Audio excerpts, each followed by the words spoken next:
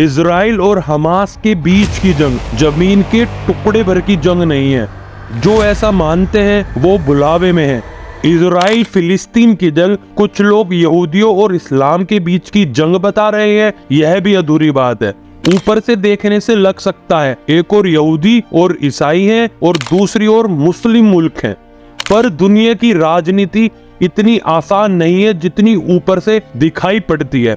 यह दो सभ्यता के बीच की लड़ाई भी हो सकती है, यह नए वर्ल्ड वॉर की भी लड़ाई हो सकती है।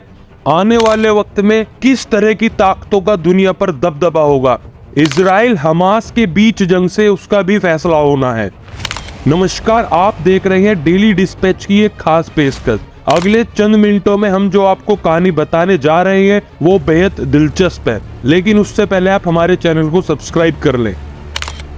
एक और ईरान, चीन, सीरिया, लेबनान जैसी शक्तियां हैं, तो दूसरी ओर यूरोप, सऊदी अरब, कतर, अमेरिका और इजराइल। इसमें किसकी जीत होगी, किसकी हार होगी, इससे नए वर्ल्ड ऑर्डर का फैसला होगा। लेकिन सवाल यह है कि इन सब के बीच भारत कहाँ है। इसे समझने के लिए आपको कुछ सवालों के जवाब ढूंढने होंगे।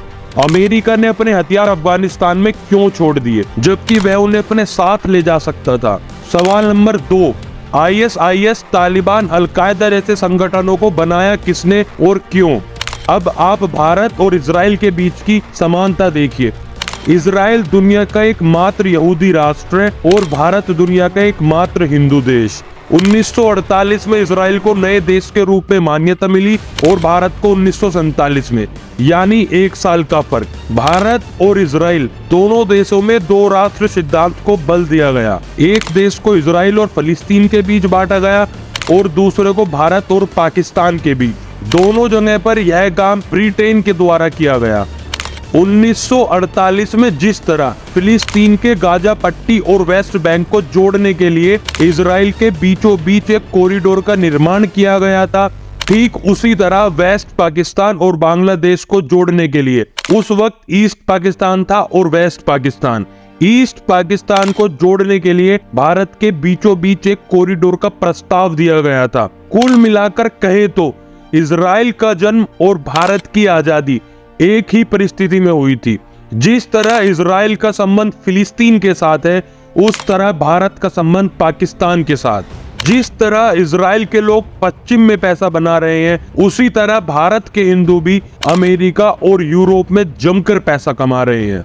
और तो और इजराइल के यहूदियों की तरह भारत के हिंदू भी इस्लामिक कट्टरपंथियों के निशाने पर हैं। पाकिस्तान के इस्लामिक कट्टरपंथी संगठनों के अलावा भी अलकायदा, ISIS जैसे संगठन समय समय पर हिंदुओं को धमकी देते रहते हैं। आपको तो पता ही होगा कि 2045 तक गजवा ए हिंद चरमपंथियों के फ्यूचर प्लान है, एक ख्वाब है। अब बात करते हैं नए वर्ल्ड ऑर्डर की। पश्चिम के सबसे बड़े चैलेंजर रूस को यूक्रेन के साथ युद्ध में उलझा दिया गया। मध्य एशिया जो दुनिया के पैसे का एक बड़ा केंद्र है, पेट्रोल की वजह से उसे इजराइल और फिलिस्तीन के युद्ध में उलझाया गया। आपको क्या लगता है पश्चिम का एशिया में सबसे बड़ा चैलेंजर कौन है, चीन या भारत? अगर दोनों आपस में उलझते हैं तो सबसे ज्यादा फायदा किसे है? जरूरी नहीं कि भारत वर्ल्ड ऑर्डर की लड़ाई में खुद फंसे। उसे सुलझाने के लिए हमास जैसे कई संगठन पड़ोस में ही पल रहे हैं। भारत भी आजकल इजराइल की तरह मैच्योर यानी दबंग विदेश नीति पर काम कर रहा है, घर में घुसकर मार रहा है। इस तरह के वाक्य इजराइल से ही प्रेरित लगते हैं। अब आते हैं सभ्यता की लड़ाई पर। जैसा हमने पहले बताया, इजराइल एकमात्र यहूदी देश है और वह हार भी गया तो सिर्फ एक देश पर या एक धर्म पर फर्क पड़ेगा। भारत भी हिंदुओं का एकमात्र देश है, पड़ोस में नेपाल है। अगर यहाँ कुछ गलत भी हुआ तो दुनिया में किसी और सभ्यता पर क्या फर्क पड़ता है। हमास और तालिबान बना, वैसे ही भारत या चीन को केंद्र में रखकर कोई और कट्टर संगठन बन जाएगा। वैसे भी भारत के बगल में भारी मात्रा में हथियार छोड़कर तो वह गए ही है।